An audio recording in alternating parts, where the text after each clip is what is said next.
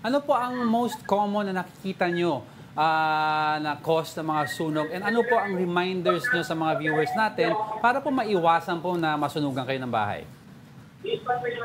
Sa statistics po natin for this year, nakikita po dito ay smoking or lighted cigarette ang top cause of fire natin. Pumapangalawa po yung electrical ignition, so mga electrical cause of fires po.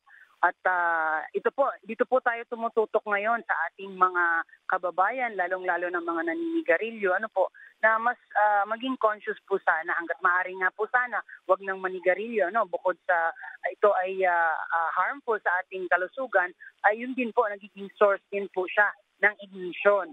At gano'n na rin po sa electrical ignition, atin pong laging nire-remind na magkaroon ng regular checking ng ating mga linya ng kuryente.